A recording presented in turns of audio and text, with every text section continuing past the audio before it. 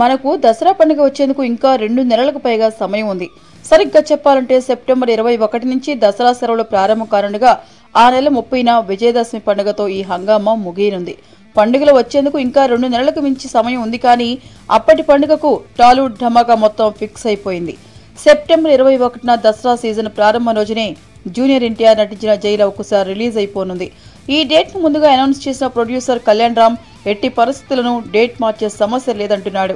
September 30న Nandamuri Balakrishna నటించిన పైసా వసూలు release అవుతోందని puri Jagannadh ఎప్పుడో చెప్పేశాడు. ఈ డేట్ ను ఒకవేళ సెప్టెంబర్ 1కి మారిస్తే మాత్రం చెప్పలేం.